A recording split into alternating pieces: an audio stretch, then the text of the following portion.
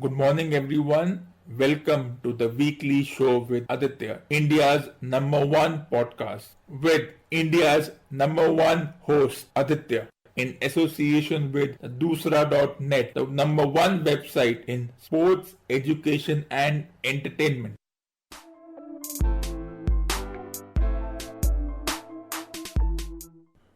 14th, one cup, three disappointments. Two teams will head to the finals while two teams will head home. The race to the top gets even more exciting. In a country obsessed by winning and gold medals, we expect no less from the Indian cricket team. There will be a percentage of the population who may not have any interest in this particular sport. But as a sporting nation, we don't have too many team sports where we have gone up to such levels. In women's and men's football, we are nowhere near to making it to the World Cup teams. So, in this particular sport, which has done well up to the regional levels, that is up to the Asian levels, but that is not considered enough in the book of an obsessed nation. We then invent this other country of which we become fans of, like Portugal, Germany, France, Brazil, Argentina. Lionel Messi, Cristiano Ronaldo, Maradona, Pele become our icons, knowing very well that there are equally competitive and talented footballers of India itself. We still try to make icons of footballers from other countries, and this now has become a part of our DNA. Hockey as a sport finds itself sandwiched between other sports, football, and cricket. Since we have only one Hockey World Cup in our cabinet to boast of, a feat achieved 44 years ago in 1975, we fail to recognize and give respect to the current hockey players who, despite not having the World Cup in their trophy, have done brilliantly over the past few years.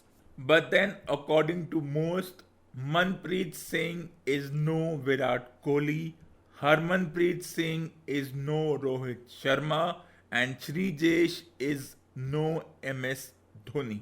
Even the broadcasters who feel that hockey may not give them the revenue needed, they also show their disappointment by not broadcasting important hockey tournament. Even though India did go on to win a hockey series finals, the only coverage it got was a single paragraph on the last pages of the newspaper. Except Kabaddi, where we have won the World Cup, that is, Kabaddi being a team sport of more than 5 or 7 players, most other sports are comprised of only one or two individuals who have brought individual glories. That is someone like Vishwanathan Anand, the likes of PV Sindhu, Saina Nehwal, Sania Mirza, the wrestlers in Yogeshwar Dutt, the likes of Hima Das. We do give them the respect, but the respect is still partial unless these individuals win the gold medal. Yes, we put pressure on them that if you do not win the gold medal, you are not good enough, and the investment done by the sports organization on you goes to the drain. The entire thing is ironical.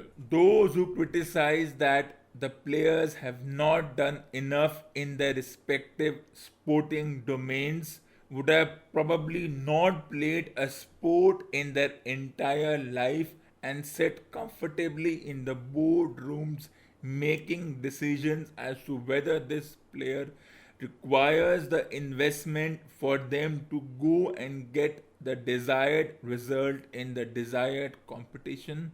And this time, the competition being targeted is the Olympics. So, after all this, cricket is the only team sport left, and even those who might not have any interest in this sport might feign something toward it if something spectacular is going to happen. But as of today, we still play the waiting game.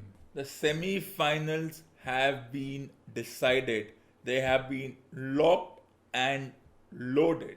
India will play New Zealand tomorrow and Australia will play England. And it is certainly a tough proposition as to decide which team has an upper hand in each of these matches.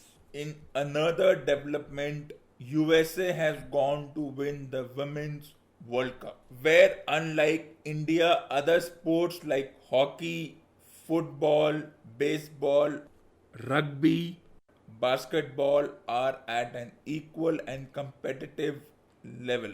If we look at the lineup of the current teams, Australia is one of the few teams along with India to win both the hockey and cricket World Cups, but Australia has the advantage of winning more than twice. Australia won the hockey World Cup in 2014. They won the Cricket World Cup in 2019. They did not go all the way in the Hockey World Cup in 2018. Can they also stutter in the Cricket World Cup in 2019? That is a question that will be answered by the evening of 11th July. England is a country that tries to balance its craze for cricket and football both, though the scales are tilted towards football more than cricket.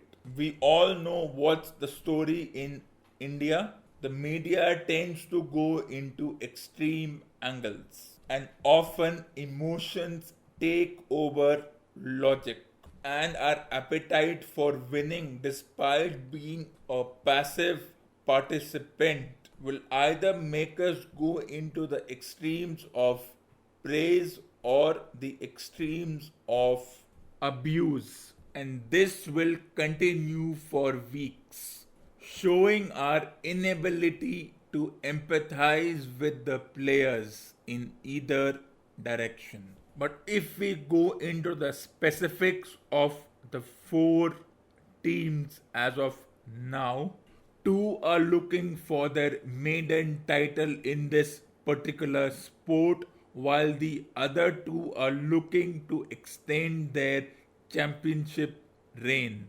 But it is India only where the sport has, as a philosopher once said, religion is the opium of the masses. In India, cricket is religion. Therefore, by this logic, cricket is the opium of the masses. Though was cricket ever the religion, we will never know. But it has been created by a few vested interests. And once such rumors start, they do not tend to cease. In fact, we keep adding fuel to the fire.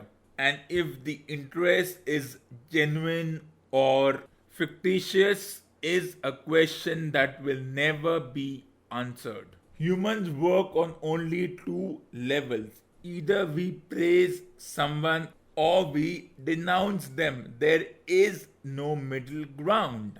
And once the money factor comes in, it becomes even more intense. And therefore, ethics, moralities, and such symbols are to be not even considered.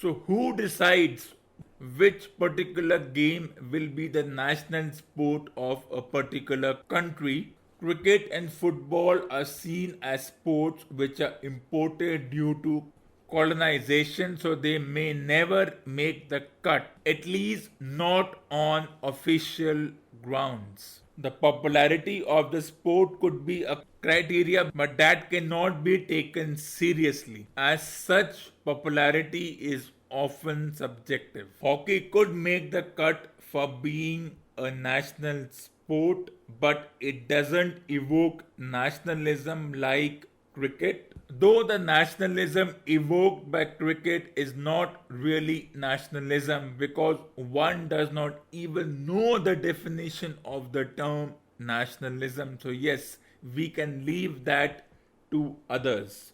Could chess make it? Well, that is a good question, but we have only seen one individual make the cut every time, and we need maybe a few more to get people interested. Yes, people are interested in chess, but since it requires a lot of cognitive and physical stamina, the people who decide the national sport may lack both. So, which other sport has the ability to make the cut? Wrestling is one such choice. Why? Because it emerges out of the rural areas and we accept anything that comes from there since we have tendency to take that part of the country a little more seriously. Chess and wrestling are basically single sports, not team sports. The only indigenous team sport that has emerged out of the hinterlands and the interior at this point of time is Kabaddi. Though at this point of time, Kabaddi is not an India centric sport and not a sport which is dominated by us. We have countries like Iran, Japan, Korea who have developed the skills and stamina required to reach ginormous proportions in this particular sport. And now, with corporates and media houses giving their blessing with the emergence of the Indian Kabaddi League, cricket and football have been given a run for their money. Though my suggestion to the organizers would be don't make it seasonal, let it be a once a week, that is 4 weeks in a month, 52 weeks in a year sport. This will arouse more interest. What I also don't appreciate is that the Hockey India League, which started with such a bang, has suddenly disappeared because the organizers and the Hockey India did not find it fulfilling as far as investments and return is concerned. For whatever reasons the deal fell through, the organizers, the broadcasters, and the other stakeholders need to have a vision for this sport and they have to bring it back so that India can win big tournaments as far as hockey is concerned. And if that means giving a competition to cricket, so be it. Because if such things do not happen, we then allow a sport to be monopolized. As well as with those making statements that India is a cricket crazy nation. This particular statement is incorrect. Therefore, choosing a national sport is a complicated affair. It is not exactly difficult, but whichever we choose in the future, not every individual will be satisfied and they will question that why this sport, why not the other one. For example, if we choose cricket as the national sport, the objection raised will be it is not indigenous, therefore it cannot be the national sport. The same argument could be posed for football. Hockey might have a different objection. It will not come down to whether it is indigenous, but because the current hockey team is not good enough to give them any kind of justification. And since this sport does not evoke emotions, it does not get one riled up, it may never make the cut. Logic may never be the sole survivor. The argument and such a decision may rest on our ability to connect with the sport, the honor it brings to the nation in terms of winning championships and medals. So when one sees players sing national anthems before the match starts, doesn't it seem a bit of an overkill? Sport has nothing to do with nationalism. They are like chalk and cheese. Sports persons do not owe a favor to anyone. First and foremost, they always do it for themselves. The rest is collateral. So, as audiences, we should refrain from putting anyone on a pedestal. But we should be careful not to go the other way. Meaning that if the sports person or the team loses, we should not get so deeply involved that we chastise them. But then some will argue that this might just make us robots. So a little bit of love, but equally being bullish is important. Since we spend so much time watching the sport or investing it in other ways, and also the fact that logic goes flying out of the window, and we tend to lose touch with reality, and therefore sporting audiences more often than not are gullible, and advertisers benefit from such blind faith and they use it to their advantage. Timing here, he's just picked it up and sent the ball many a mile over the boundary line.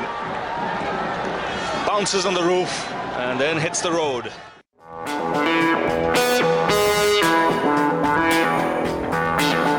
So I hope you enjoyed the 84th episode on the 8th of July 2019. So if you want to be a part of my show, please send your valuable suggestions and send your recording on topics ranging from sports, education and entertainment on the email ID Aditya the writer at gmail.com. That is Aditya the writer at gmail.com. Thank you for listening to this episode. Please like and subscribe to my Facebook page and YouTube channel and stay tuned for the next episode.